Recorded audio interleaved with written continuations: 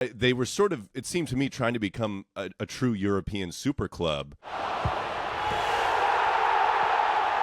The end of this transfer window is approaching, and it has been a remarkable one for Arsenal Football Club. I just was raised in that, the second half of the Wenger era, where it felt like every summer it was clear that we needed a defensive midfielder. We would not sign one. We would stick with Danielson or whoever we had. And now we're signing 6, 7, 8 players of very good quality in short order. Basically by the end of July, for the most part, we've wrapped up everything, and then we get the bonus going on after that. But is it remarkable to you? You've been following this club for decades. I sort of lost the dream that we would operate this way a long time ago. I just thought it would never be what we did, and now we are moving different. Yes, 100%. It's probably the best summer transfer window I can think of. They're always you're always looking for the positives when you're in them, so even when you go into a season and you haven't quite done what you would like to do, you're always focused on the positives and what these new players can bring. But clearly, this is an unprecedented summer from an Arsenal perspective. I think we've added quality, we've added depth in positions we needed, we've added a bit of extra special sauce in the shape of Eberechi Eze, a deal that has really lifted everyone's spirits and lifted the confidence. And it's clear that what Arsenal are doing is going for it in a big way, right? They are absolutely going for it.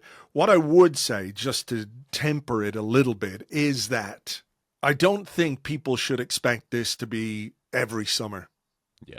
For Arsenal from now on. We're not going to buy 8 players every summer. It just is not going to work like that. We have made a really big investment this summer, and I suspect the next few transfer windows will be quiet, sort of one in, one out kind of thing. So if people are thinking, whoa, this is amazing, we're going to do this all the time now, think again. It's not that. The outlay could come to something in the region of £300 million. There might be some money back in depending on a few deals, but that's not the sort of spend you can make every summer.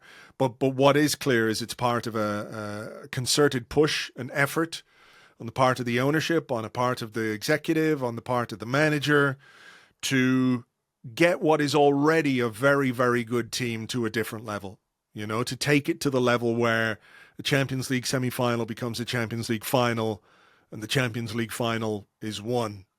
And to get the team from missing out on the Premier League by a point and finishing second to finishing first, and hopefully finishing first and leaving the opposition behind by a good number of points.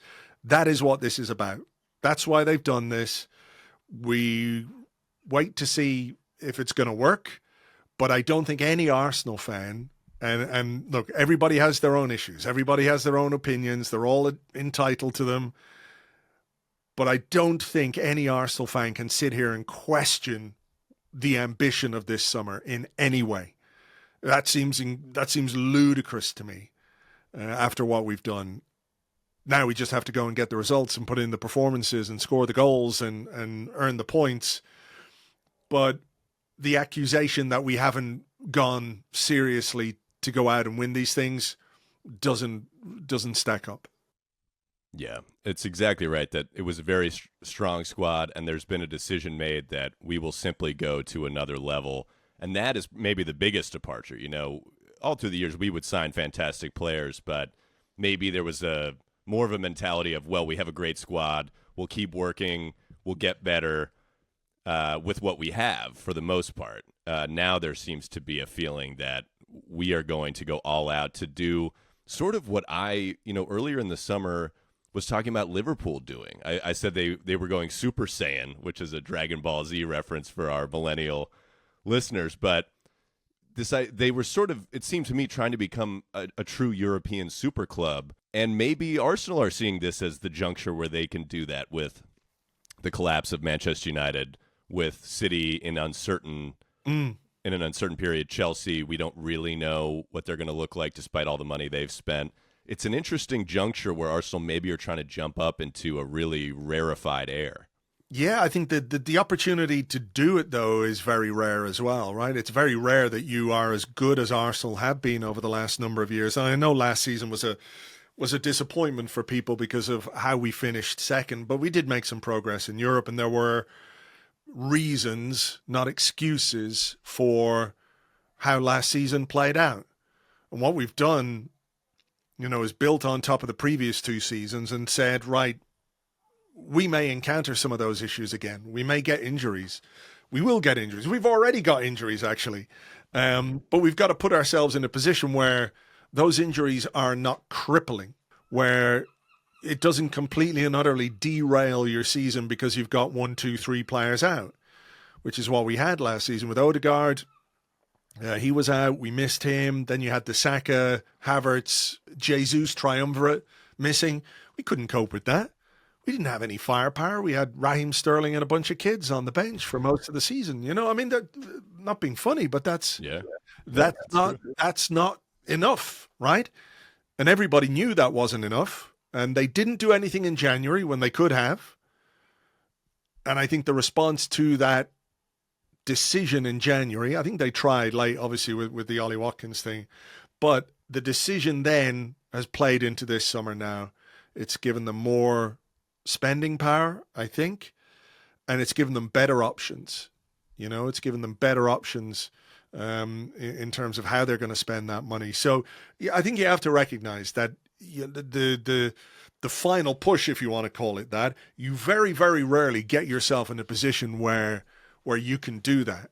Like the last time I can remember a situation where Arsenal could have done that was after the Invincibles. We should have won the Champions League that season, but we went through the season unbeaten, and this was such a good team that if Arsenal had gone out and added 2 or 3 really top quality players to that squad, then you could have been looking at a period where Arsenal did go the distance in Europe, because you still had Henry and Vieira and Perez, but the stadium plan in the background and the money being slightly limited, what we saw was that team go the other way. The team broke up. Rather than augmenting it and making it even better, it had to go, or well, they decided it had to go in a different way. And that was the last time I can think of a period in Arsenal's history where the team was so good that with the right investment, you could have pushed it up to a level that nobody would expect. And I think that's what they're trying to do here. It remains to be seen whether we achieve that.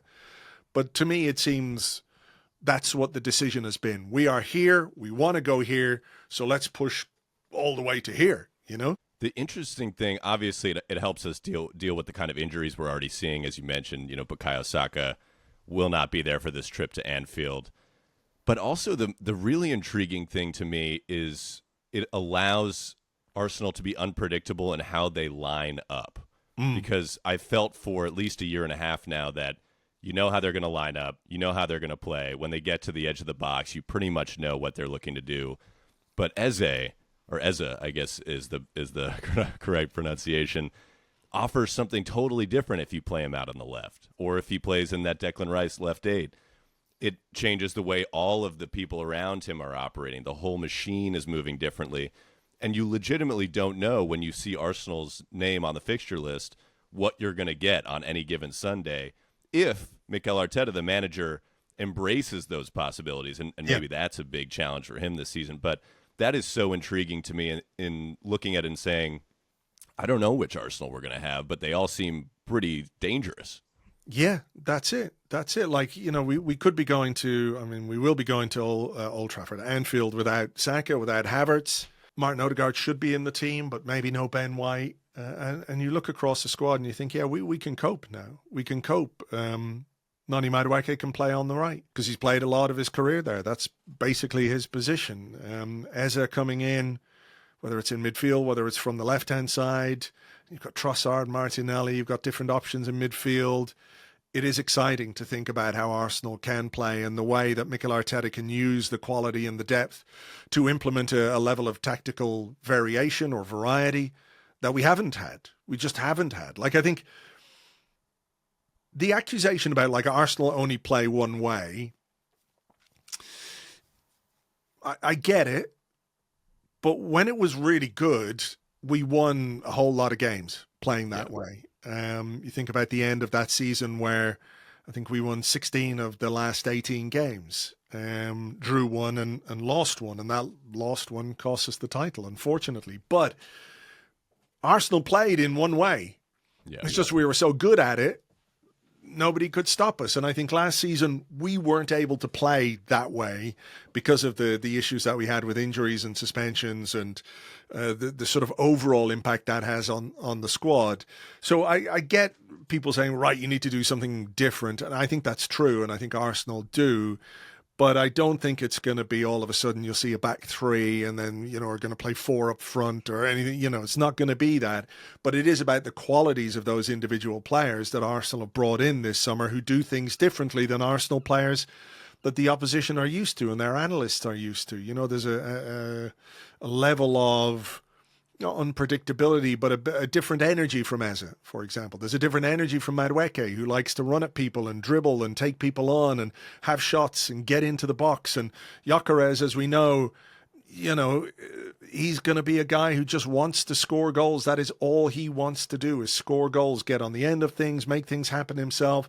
Those dynamics, I think, are going to be interesting because they're not really things that the opposition have had to deal with before when it comes to Arsenal. Even someone like Eze, who likes to take shots from outside the box, and not like from 40 yards, but once he gets to within the D, he will have a go at goal if he gets himself into a good position.